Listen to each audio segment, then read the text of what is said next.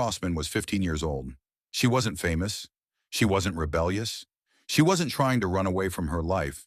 She was a small-town girl in West Virginia with big dreams, close friends, and a boyfriend she FaceTimed almost every night. She loved music, makeup, laughing with her friends, and the simple comfort of knowing someone was waiting for her at home. She's not back yet? You mind if we take a look in her bedroom? Has she ever disappeared before? She doesn't leave without my permission. She doesn't not text me when I text her. What does she normally take with her when she leaves? A book bag, her phone. Her phone's not in here.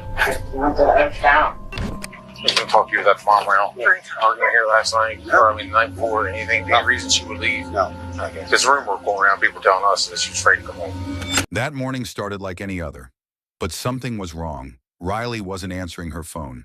She hadn't shown up where she was supposed to be. Her mother, Chantel Oakley, knew immediately that this wasn't typical teenage behavior. Riley always responded, always. When officers arrived at the house, they expected a runaway report. Instead, they walked into something much darker. Riley's bedroom looked normal at first glance. A little messy, clothes scattered, makeup on the dresser. But then they saw it. Blood. On the sheets. On the comforter. This was no runaway. This was a crime scene. Standing in that house was a man who claimed to be just as confused as everyone else. Andy McCauley, Riley's mother's boyfriend. He told officers Riley went to bed the night before, said everything seemed normal, claimed he left early that morning for work, around 5 a.m. He denied any problems, denied any arguments, denied that Riley would have had a reason to leave. But there were whispers, rumors that Riley had been afraid to come home. And then police learned something that shifted the investigation entirely. Riley had sent a text the night before she disappeared, to her boyfriend. Andy's in my room. I'm scared. For 8 months, Riley and her boyfriend Hayden had FaceTimed nearly every night. They talked about school, friends, their future plans. On her final night alive, she messaged him in fear. She said Andy was in her room. She said she was scared. Then, silence. Hayden deleted the messages at first. He didn't want his mother seeing them. But when police pressed him, he came forward. That text would become one of the most chilling pieces of evidence in the entire case. Andy insisted he left early for work, but something didn't add up. Co-workers described him as someone who was never an early riser. Usually, they had to call repeatedly just to wake him up. But on that morning, he was already gone. And then there were the 5 missing hours. Andy claimed he worked all day, but co-workers revealed he left the job site for nearly 5 hours. When detectives confronted him, his story changed. First, he said he stayed at work. Then he said he went to another house. Then he admitted he left to get drugs. But even that story unraveled. His co-worker confirmed they already had enough cocaine. There was no reason to leave. Andy wasn't just lying.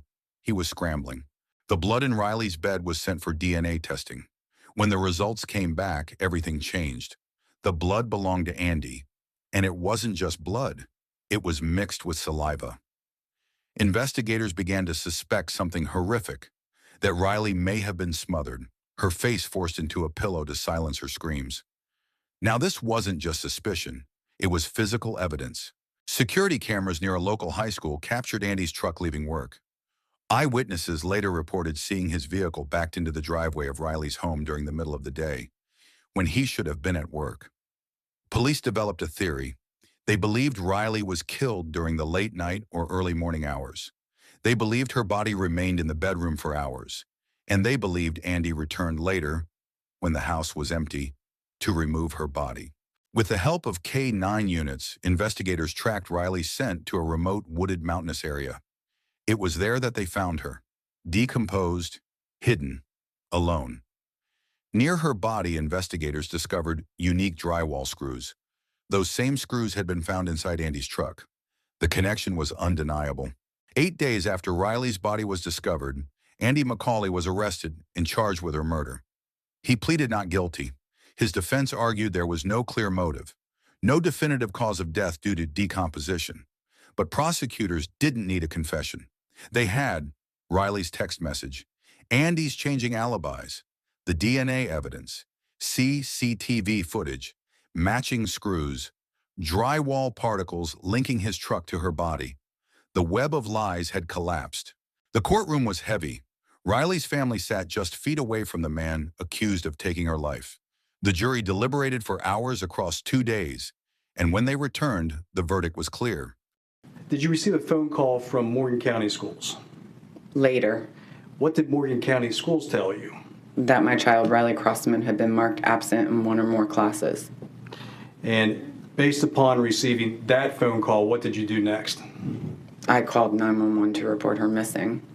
Do you recall what time you called 911? I think it was around 6 when that phone call came in. I had looked at the school and looked at the event they were having for Lexus Miller. I'd started contacting some of her friends and done other things until that point, but I wasn't sure what was going on, if she had just, decided she wanted to hang out with her friends and break the rules, and I don't know. I was just trying to see if she was in school, because if she was in school, then I thought maybe she had just decided to, take her lumps. I glanced over this real quick. When you were at work, again, we're talking about May 7th, did Riley ever text you on May 7th? Going back to... Oh, yeah, that evening she had texted me and asked if she could go to her friend's volleyball game on the 8th, Wednesday. And I had said, maybe, we'll see. And then she texted me and asked if that friend could stay or come to our house to get ready.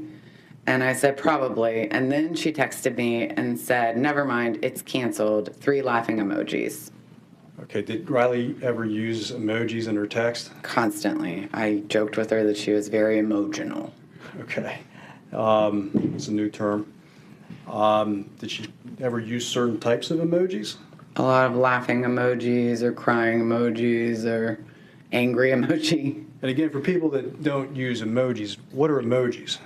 They're, I don't know, little characters that show up on your phone. So it's like a smiley face with tears or big cheesy smile. Okay. Hearts? Lots of hearts, Did Riley use hearts? especially as they pertain to Hayden, yes. All right. Again, going back now to you call law enforcement. Do you remember law enforcement showing up? Yes. And did you tell law enforcement about the phone call that you received The from school, schools? yes. All right. And do you know what law enforcement tried to do on May 8th as far as trying to locate Riley? I'm not entirely sure everything they tried to do because we were doing a number of things as well. I think they checked with the school to see, because I know I didn't find out that she had missed all of her classes until sometime in the afternoon of the next day. Okay. Because she had been marked present in a couple of classes, but there were teachers that were notorious for not taking appropriate attendance. So when the school reviewed everything, they determined she was in fact not there the entire day. All right. And what did you do to try to find Riley? Well, my friends and family, they all did a tremendous amount, but they organized a search on, I think it was the 9th. So I know this is a very broad question. I want to focus May 8th. Yeah. You get the phone call from the school. Mm-hmm. Riley's not there. May 8th.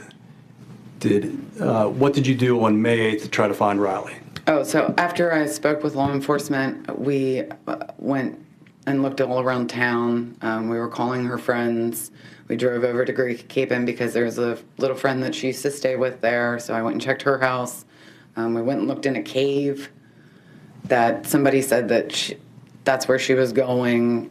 I don't know. We did. We called and we texted and looked everywhere. All right. Did Andy McCauley come back from work? He did. He came back while I was talking to law enforcement when they first got there. Did you see him come back? Yes. What do you recall about what happened when Andy came back? He got out of the car and his face was like real big and his eyes were real big and he just kind of like slow walked over to me and I started saying, Riley's missing. I can't find her. She's not answering her phone. My texts aren't delivering. I don't know where she is. And he was like, what? Let me go put my stuff down. And he runs inside. And then he comes back out and he jumps on a bicycle and says, I'm going to go look for Riley. And he takes off. Do you know if he got a cell phone when he went inside the house? He didn't, because after I finished talking to law enforcement, I went my best friend Kelly and I were going to go look for her. And so I went inside. I think I tried to call him, or I was going to call him. So I went inside to see if he had taken his cell phone, and it was still at the house. Okay. And do you know exactly where Andy went when he got on the bike and left? I don't know exactly where he went. And when you say bike, are we talking about a motorcycle No, or a like bicycle? like a bicycle. Right. Does Andy drive? No. In fact, after he was no longer employed with Don Morgan, where was he working after that time frame? He was working in Baltimore for some friends that owned a construction company. Okay. How would he get to Baltimore? I would drive him to Mount Airy every Monday to meet another employee of the company that would pick him up in a work van. Okay. And would you pick him up sometimes too? I would pick him up every Friday. All right. And going back to him on the bike, did you eventually meet up with Andy? Yes.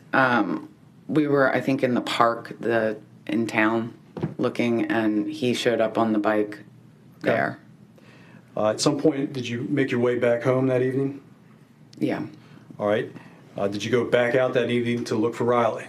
Yeah, we looked all evening. Then we went back to my friend Kelly's house, and we're trying to come up with, like, what could possibly have happened, and looking through her social media and doing as much as we could. And then I went home. It was around midnight or later. I was on the phone with Riley's dad, and he said, "Did you check the high school?" And I mean, I did, but I didn't thoroughly check every nook and cranny. So I took my dog and I walked the path that she would have walked, checking, there's a stream there and there's tall grass. So I was checking all of that to see if maybe she fell on her way to school and she's laying there, or maybe she got into a fist fight and she's laying there, or I mean, she wasn't really a fighter, but whatever. I mean, any scenario I could come up with. So I looked at the whole high school, and then I finally came back and I took a shower, and then I sat in my bed for a few hours looking through social media. Can't imagine what that moment was like for that mom, the desperation looking for your daughter. And now to have to get inside a courtroom and relive all that while the man who's been accused of committing the murder is in the courtroom looking at you. All right, we've got more when we come back. Don't go.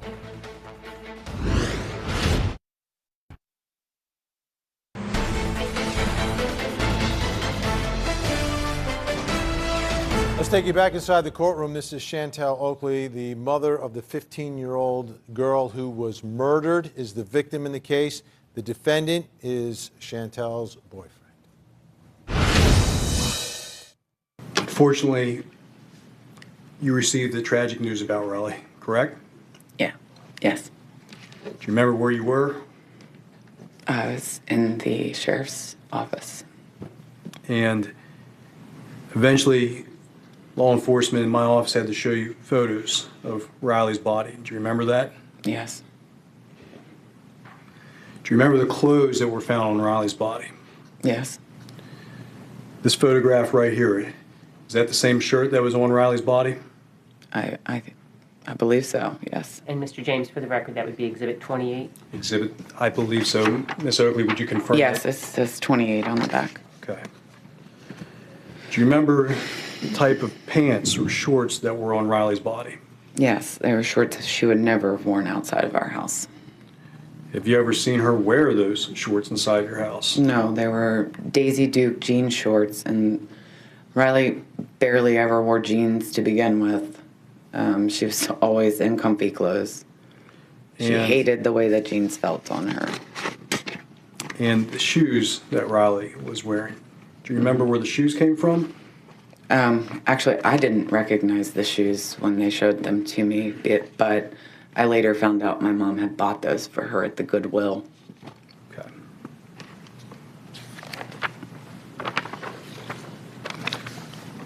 One second, Your Honor. Ms. Moore, take it down.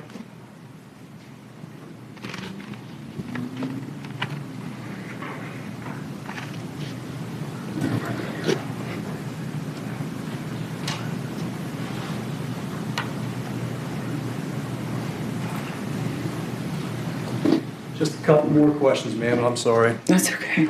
Ms. Moore, if you could bring up the photographs again. I think I'm looking for State's Exhibit number 9.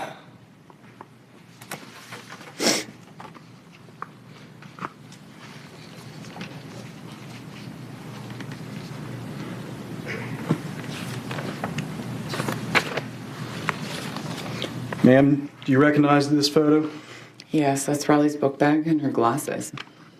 Did Riley always wear glasses? Yes. And this picture here shows the full-length mirror in Riley's bedroom, correct? Yes. Is that how you remember Yes. the full-length mirror? Yes.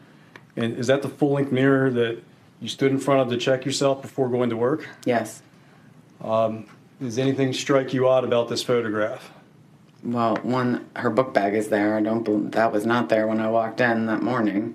And her glasses were absolutely not sitting there. I would have stepped on them.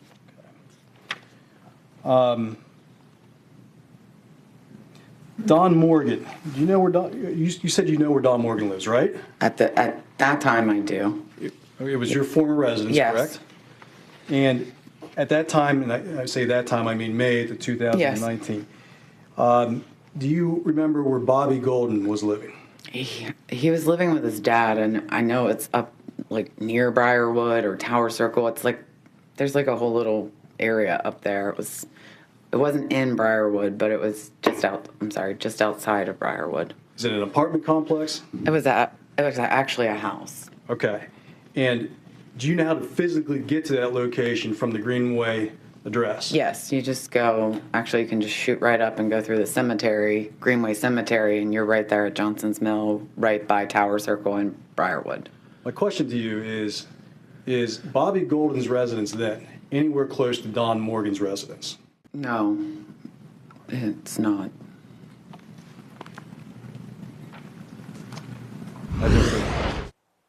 This is Guilty. First-degree murder. The sentence. The judge handed down 2 life sentences. Andy McCauley would never walk free again. He would never hurt another child. But no sentence could bring Riley back. Riley wasn't just a case file. She was a teenager who loved music. She had a boyfriend she trusted. She had friends she laughed with. She had a future. Her story is a reminder that sometimes the most dangerous threats aren't strangers in the dark. Sometimes they're inside the home. And sometimes justice takes patience. But it does come. Riley Crossman's voice may have been silenced that night, but the truth wasn't. And in the end, the lies couldn't survive the evidence.